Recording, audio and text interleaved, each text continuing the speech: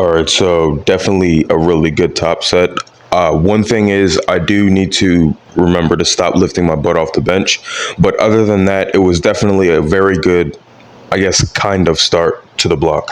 Because I already did a squat day, but I don't really think that's a really good indicator of where I'm at right now. Just because I didn't really eat that much over the deload, I was kind of being a little bit lazy. So I lost like 2 pounds, and those 2 pounds were like all energy. So I got probably like 5% weaker. So I was able to complete the top set, but I did decide that I was not going to finish the entire workout just because I wanted my body to have some time to rest a little bit more.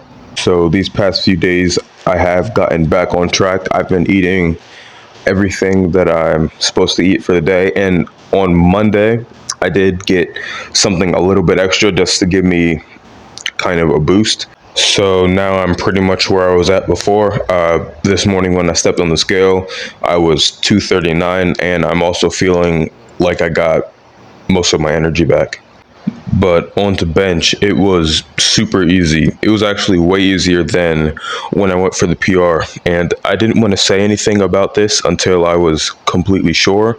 But when I actually went for the PR, I switched back to the closer width for my hands just because I was just feeling insecure about my strength.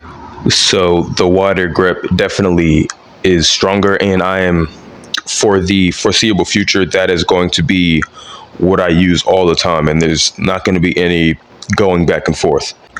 I also do want to attribute it to two other things. So one is I've been trying to focus a little bit more on stability instead of just the drive, and the other one is like the confidence that I was talking about, I think, last Sunday. And about the stability and taking some of the work away from your stabilizers, I actually think I want to go a little bit more into that because I've noticed that whenever I go to press, if I guess, slam my head back into the bench, I feel a little bit stronger.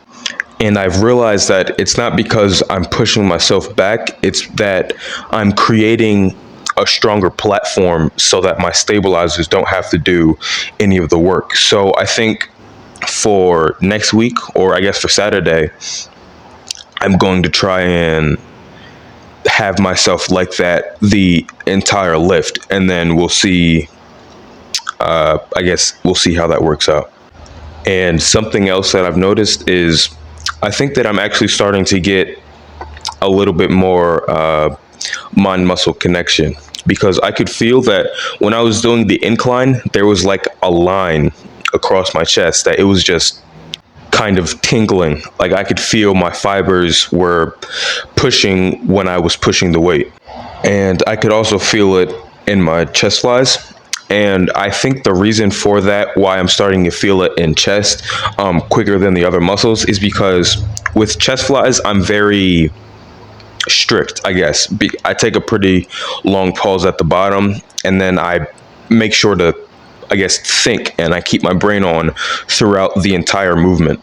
And I think that's increased the connection to my chest as a whole and not just to chest flies. Because whenever I do incline, like I'm not doing them, like I can control it, but I'm not doing it to the point where I do with chest flies. It's still pretty quick. So I think that for each muscle group, I'm going to have probably like a designated slow movement.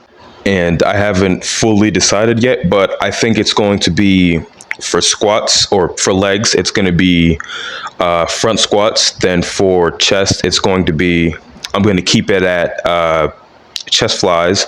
And then triceps is going to be skull crushers. That I think that's actually the only tricep movement I do. So it's going to have to be those. But for back, it's going to be dumbbell rows, and then biceps is it's probably going to be dumbbell curls.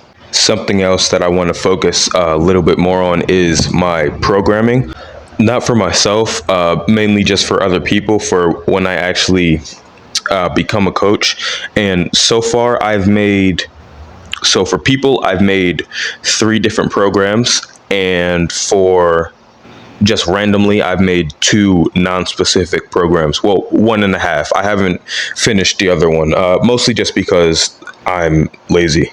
So when I finally get around to it and stop procrastinating, I'm probably going to post the 2 non-specific ones in the community thing, just because I need to actually use it for something and stop just posting pictures of myself.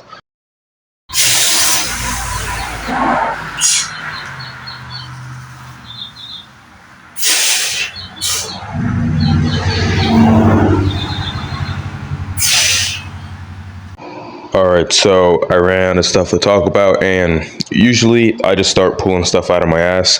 But today, since I didn't really have an actual squat video, and since we still have some time left, I'm just going to go over, I guess, some stuff I wanted to do with the squat. So first thing is I wanted to very slightly narrow my grip. I just brought it from my ring finger on the little bald circle to my pinky on the bald circle. Pretty much all I wanted to do was make it a little bit easier to tighten my lats, and hopefully that it would give me a little bit of extra depth. And as you can see, my arms are tighter and my butt is lower. And something else I wanted to try, at first it wasn't even on purpose, it was mostly just an accident whenever I was coming out of the hole. So pretty much I just force my legs to cave in a little bit whenever I'm at the bottom. And the thought process behind that is, since the reason for the sticking point is a weakness in my adductors, if I switch to a slightly more quad dominant position right where the sticking point is, then I'll be able to smooth it out even further than the front squats have. But that's pretty much it. And I also forgot to say it in the first half of the video, but we're skipping 3s and going straight to 2s. And I'll see you next time.